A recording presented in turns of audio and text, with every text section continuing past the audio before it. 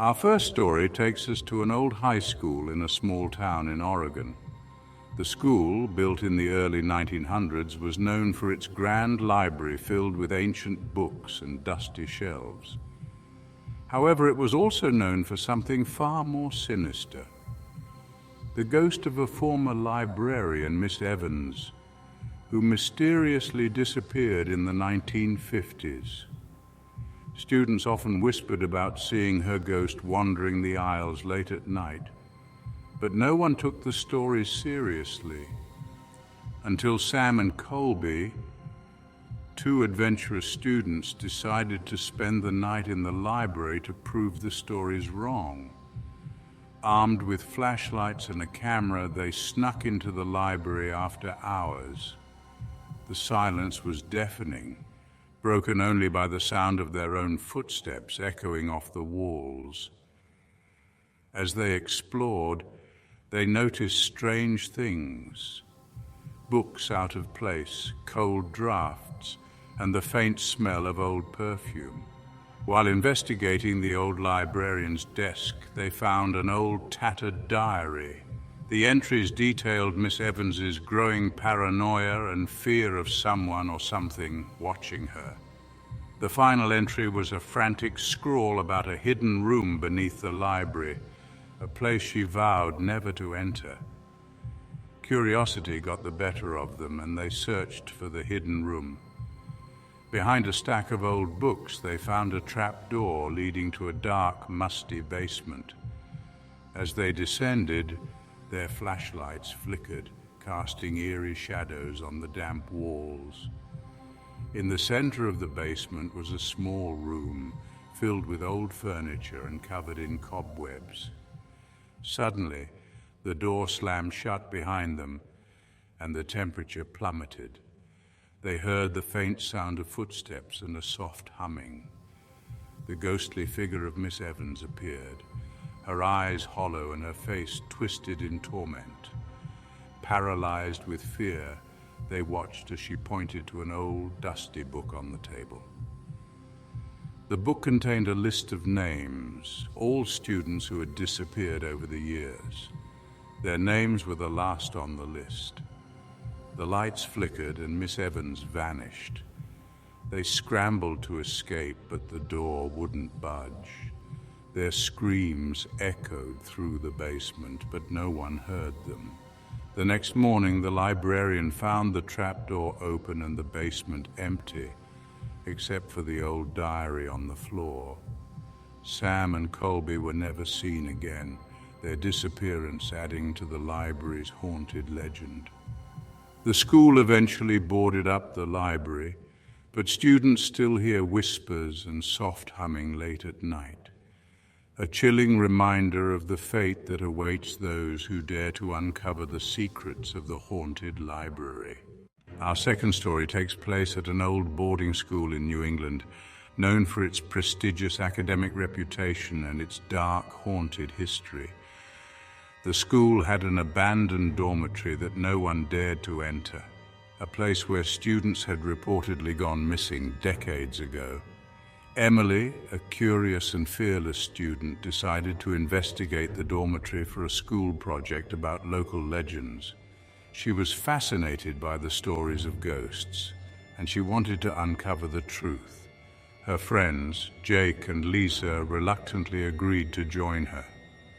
They entered the dormitory on a stormy night, the wind howling through the broken windows and rain pounding on the roof. The halls were dark and musty, filled with old furniture and debris. As they explored, they noticed strange symbols carved into the walls, remnants of some long-forgotten ritual. In one of the rooms, they found a Ouija board and decided to use it to contact the spirits. As they placed their hands on the planchette, it began to move on its own, spelling out a chilling message: "Leave now." Ignoring the warning, they continued to explore.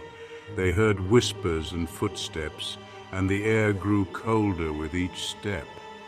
In the attic, they found an old trunk filled with photographs of former students, all of whom had disappeared. Among the photos was a picture of Emily, Jake, and Lisa taken just moments before. Panicking, they tried to leave, but the dormitory seemed to come alive, trapping them inside.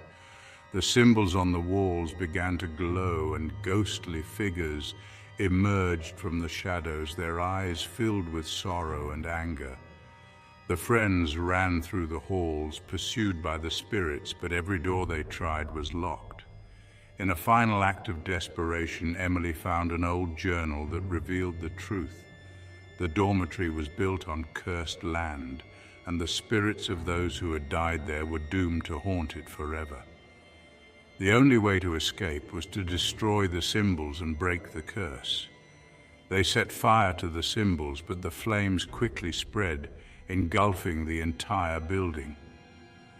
The friends managed to escape, but the spirits were not so lucky. The dormitory burned to the ground, and the spirits were finally at peace, or so they thought. The next day, the school was in shock as Emily, Jake, and Lisa were found dead in their dorm rooms, their bodies burned and their faces twisted in terror. The curse of the abandoned dormitory lived on, claiming new victims each year, a chilling reminder of the horrors that lurk in the shadows. Our third story brings us to a small rural school in the Midwest, where a new teacher, Mr. Anderson, had just started his job. The school was old and run down, with a history of strange occurrences. The students whispered about a cursed classroom where a teacher had gone mad and killed his students decades ago. Mr. Anderson was assigned to that very classroom, room 101. Determined to make a good impression, he dismissed the stories as nonsense and set about preparing his lessons. However, it wasn't long before he began to notice odd things. Books falling off shelves, lights flickering, and a cold, oppressive atmosphere. One evening, while grading papers alone, he heard a faint tapping on the chalkboard. Looking up, he saw the name Mr. Thompson scrawled in a childish hand. Mr. Thompson was the teacher who had gone mad, and his name hadn't been mentioned in years. Shaking it off as a prank, Mr. Anderson continued his work. The next day, the students were unusually quiet and fearful. During a history lesson, the temperature suddenly dropped and the lights flickered. The students screamed as the door slammed shut, trapping them inside. Mr. Anderson tried to calm them, but the chalkboard began to move on its own, writing out, "Leave now," in bold, angry letters. The room filled with an eerie, supernatural presence. The ghost of Mr. Thompson appeared, his face twisted in anger and madness. He demanded that Mr. Anderson leave, but the door remained locked. The students huddled together, terrified, as the ghostly figure approached. Desperate to protect his students, Mr. Anderson confronted the ghost, demanding to know what it wanted. Mr. Thompson revealed that he was trapped in the classroom, cursed to relive his final moments over and over. He needed someone to take his place to escape the torment. Realizing what he had to do, Mr. Anderson agreed to stay behind, allowing the ghost to finally find peace. The lights flickered one last time, and Mr. Thompson vanished, leaving Mr. Anderson alone in the dark.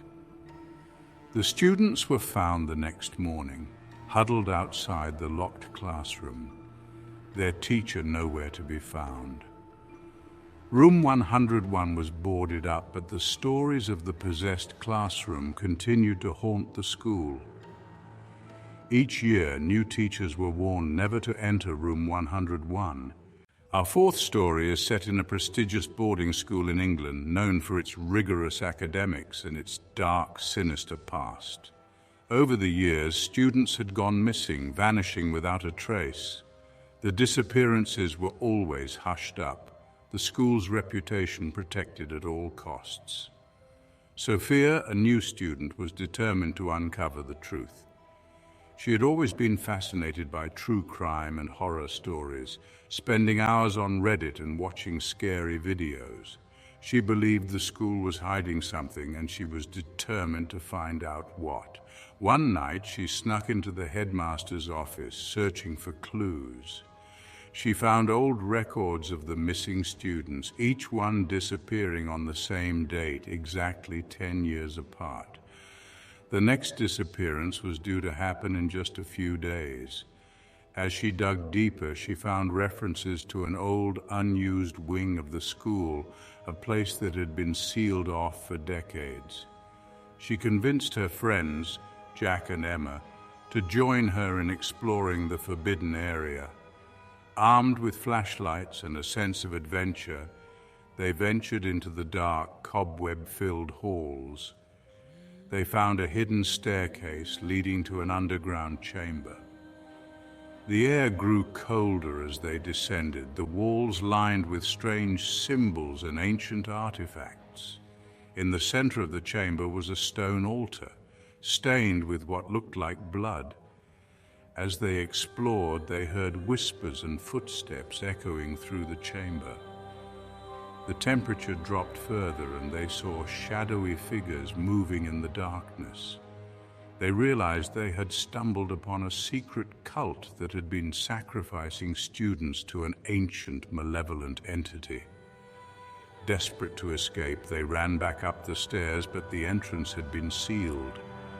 The shadowy figures closed in, chanting in a language they couldn't understand.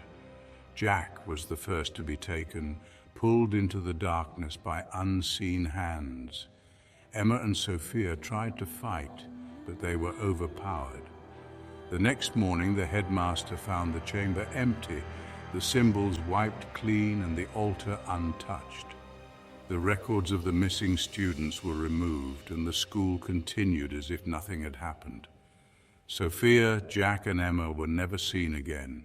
Their disappearance just another dark secret buried by the prestigious school.